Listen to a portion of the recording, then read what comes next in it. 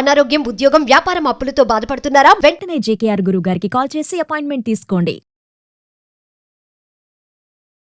Hi viewers, India's largest digital media network Suman టీవీకి స్వాగతం. ప్రస్తుతం మనతో ఉన్నారు మోటివేషనల్ స్పీకర్ రామ్ గుళ్ళు. నమస్తే రామ్ గుళ్ళు. నమస్కారం. మామూలుగా చాలా మంది సెన్సిటివ్ గా ఉంటారు. ఎలా అంటే ఏదైనా చిన్న అవమానం జరిగింది అంటే బయటికి రాలేక కుమిలిపోతూ ఉంటారనమాట. అదొక డిప్రెషన్ లోకి వెళ్ళిపోవడమే. అవమానం జరగడం అనేది చిన్న విషయం కాదు. బట్ ఇది ప్రతి ఒక్క మనిషికి జరుగుతుంది. ప్రతి ఒక్కరి జీవితంలో ప్రతి ఒక్కరూ అవమానించబడి ఉంటారనమాట. అవును. సో నిజంగా ఈ అవమానాల్ని ఎలా ఫేస్ చేయాలి, ఎలా ముందుకు రావాలి? ఇప్పుడు మీ లైఫ్ లో కూడా మీరు ఎన్నో అవమానాలు భరించి ఉంటారు. అవును. ఎన్నో ఇంకా అంటే కొన్ని బయటికి చెప్పుకోనివి కూడా మీకు చెప్పలేం, చాలా ఖచ్చితంగా చెప్పుకోనివి చాలా ఉంటాయి. అవును. బట్ అన్నిటిని అధిగమించి అంటే వాటిని అన్నిటిని ఎలా ఫేస్ చేసి ఈరోజు ఎలా ఉన్నారు? చాలా మంది మన ఊర్లో చూసుకున్నట్లయితే మన చుట్టుపక్కల ఉన్న వాళ్ళే మనల్ని మన అభివృద్ధిని కోరుకోలేక మనల్ని వెనక లాగేస్తూ ఉంటారు. మన రిలేటివ్స్ కూడా, మన రక్త సంబంధికులు కూడా మన అభివృద్ధిని కోరుకోలేక మనల్ని ఎప్పుడు వెనక్కి లాగేద్దామా, Correct. ఎప్పుడు మనం నీటిలో ముంచేద్దామా అని చూస్తున్న వాళ్ళు ఎక్కువ మంది అయిపోయారండి. ఇప్పుడు ఎందుకంటే ఫర్ ఎగ్జాంపుల్ నా లైఫ్ నేను చూసుకున్నట్లయితే ఇప్పుడున్న పొజిషన్ ఇలా ఉన్నానంటే కారణం నేను కష్టపడ్డాను, కాదనలేదు. కానీ ఆ కష్టపడే క్రమంలో చాలా అవమానాలు ఎదుర్కోవాల్సి వచ్చింది. అది మా రిలేటివ్స్ దగ్గర నుంచి అవ్వచ్చు, లేదా నా చుట్టుపక్కల ఉండే వ్యక్తుల వల్ల అవ్వచ్చు. చాలా అవమానాలు నేను ఫేస్ చేసుకుని ముందుకు వచ్చానండి. ఎందుకంటే ఇప్పుడు నేను ఈ పొజిషన్లో ఉన్న క్రమంలో ప్రతిరోజు చదువుకోవాలి. ఎందుకంటే మనం ఒక గవర్నమెంట్ ఎంప్లాయీగా మనం ఉండాలంటే, లేదా ఒక మంచి పొజిషన్లో ఒక మంచి ఉద్యోగంలో ఉండాలంటే ఖచ్చితంగా కష్టపడడం అనేది ఇంపార్టెంట్. ఆ కష్టపడాలంటే మనం ఎక్కువ టైం ఇవ్వాలి. సో నేను కూడా అప్పుడు ఒక ఉద్యోగాన్ని సాధించాలనుకున్న క్రమంలో కొంత సమయాన్ని చదువుతో పాటు ఫిజికల్ యాక్టివిటీస్కి సమయం ఇవ్వాల్సి వచ్చేది. సో ఫిజికల్ యాక్టివిటీస్కి ఎప్పుడైతే సమయం ఇవ్వాల్సి వచ్చేదో అప్పుడు ఇంట్లో నుంచి ఊరు బయటకు వెళ్ళే అవసరం వస్తూ ఉండేది. సో ఎప్పుడు కూడా నేను రన్నింగ్కి వెళ్ళేవాడినండి. ఎందుకంటే రన్నింగ్ అనేది ఇంపార్టెంట్ కాబట్టి. మీ దాంట్లో అసలు మీరేదో చెప్పండి, ఎందుకంటే వాళ్ళు ఏంటి గవర్నమెంట్ జాబ్ ఏంటి? ఈ పోలీస్ డిపార్ట్మెంట్ లో నేను రాకముందు నేను రన్నింగ్కి వెళ్తూ ఉండేవాడిని. సో అలా కొన్ని రోజులు రన్నింగ్కి వెళ్తున్నప్పుడు నాకు ఎగ్జామ్ దగ్గర పడింది. ఎగ్జామ్ దగ్గర పడుతున్న క్రమంలో నేను చదువుకోవడానికి ఎక్కువ సమయం పెట్టాలి. సో బయటికి వెళ్ళి నేను రన్నింగ్ చేసుకోవడం ఇబ్బందిగా ఉంటది. ఇప్పుడు లాంగ్ జంప్ అని కానీ, హై జంప్ అని కానీ ఇవన్నీ చేసుకోవాలంటే మనకి ఇసుక అనేది ఉండాలండి. ఎందుకంటే ఇసుకలో మనం లాంగ్ జంప్, హై జంప్ ఇవన్నీ వేస్తుంటాం. సో మా ఊరికి దగ్గరలో ఒక నది ఉండేది, వేగావతి అని ఒక నది ఉండేది. సో ఆ నదిలోకి వెళ్ళి రావాలంటే నాకు కొద్దిగా ఎక్కువ టైం అవుతూ ఉండేది.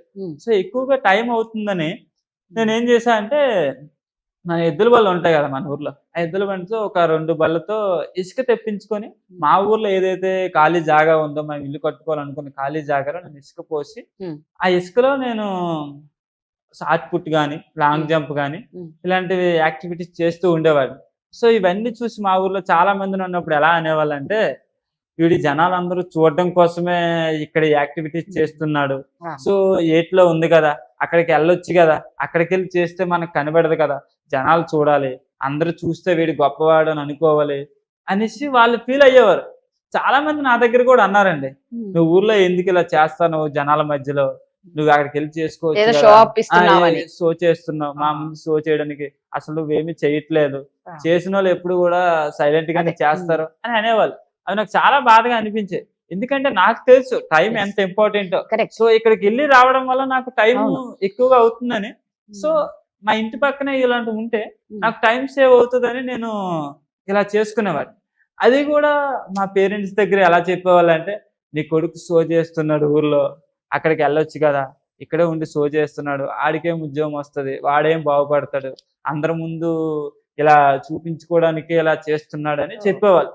సో మా నాన్న చాలాసార్లు నా దగ్గర అలాగే బాధపడుతూ మాట్లాడేవాడు, వెళ్ళిపోవచ్చు కదా, వాళ్ళందరూ ఇలా అంటున్నారు.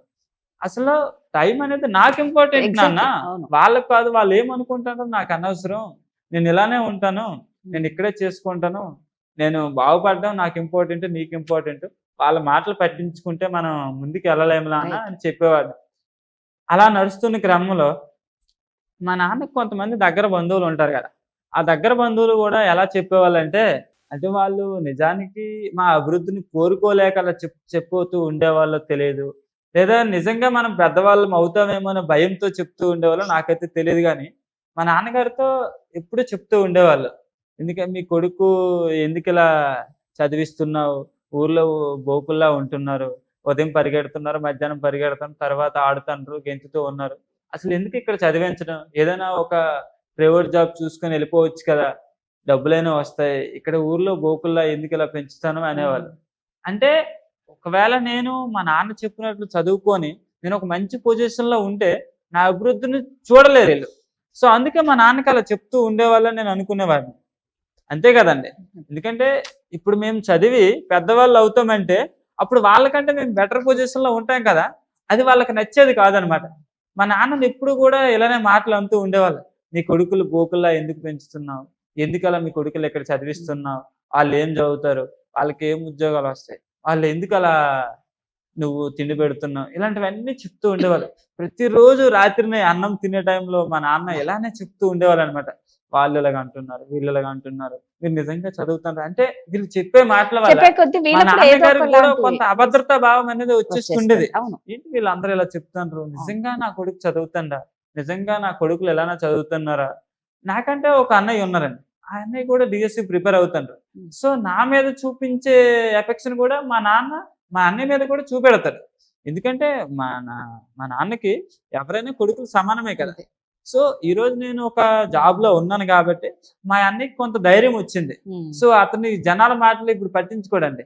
అతను తన కెరీర్ మీద ఫోకస్ చేశాడు కాబట్టి ఇంకా మా నాన్నకి కూడా కొంత నమ్మకం అనేది ఏర్పడుతుంది. సో ఒక కొడుకు ఆల్రెడీ సెటిల్ అయ్యాడు, ఇంకో కొడుకు కూడా సెటిల్ అవుతాడు అనేసి ఇంకాస్త మన పైన డబ్బు ఖర్చు పెట్టడంలో వెనకాడరు, మనకు టైం ఇవ్వడంలో వెనకాడరు. అదే మనం అవన్నీ పట్టించుకుంటే మన జీవితంలో చేయలేము. ఖచ్చితంగా ఖచ్చితంగా. చేయలేం. అవును. ఎందుకంటే మనకు ఇప్పుడు వెనక లాగుదమనే చూస్తారు. Yes, అవును. మన ఫ్రెండ్స్ కూడా చాలా మంది మన అభివృద్ధిని కోరుకోరండి. అవును. మనం వెన్నంటే ఉంటారు కానీ వాళ్ళు ఎప్పుడు కూడా మన అభివృద్ధిని లేదు. కోరుకోరు. అవును. మన అభివృద్ధిని కోరుకోలేని వాళ్ళు మన మిత్రులు ఎందుకని మనం ఫీల్ అవ్వాలి, వాళ్ళని ఖచ్చితంగా మనం వదిలేయాలండి. Correct. కొన్నిసార్లు మన ఫ్రెండ్స్ అని అంటాం కానీ మన ఫ్రెండ్సే కొన్నిసార్లు మనం వెనక లాగుతూ ఉంటారు. అలా అని అందరూ లాగుతారని కాదు, కొంతమంది మనకి మంచి సపోర్ట్ ఇచ్చే వాళ్ళు కూడా ఉంటారు. ఆ సపోర్ట్ ఇచ్చే వాళ్ళ లేదా మనకు వెనక లాగే వాళ్ళ అనేది మనం గుర్తు పెట్టుకోవాలి.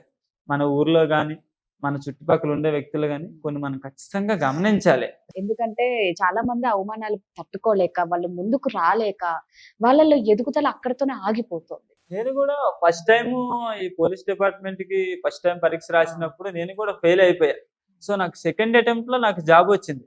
కానీ ఫస్ట్ అటెంప్ట్ లో నేను ఏం తప్పు చేశాను అనేది నేను నేర్చుకున్నా. ఈ సెకండ్ అటెంప్ట్ కి వచ్చేటప్పటికి నేను చాలా పరిస్థితులు ఎదుర్కొన్నా. ఆ పరిస్థితులన్నిటిని కూడా నేను అధిగమించి ముందుకు వచ్చా. Thank you. Thank you.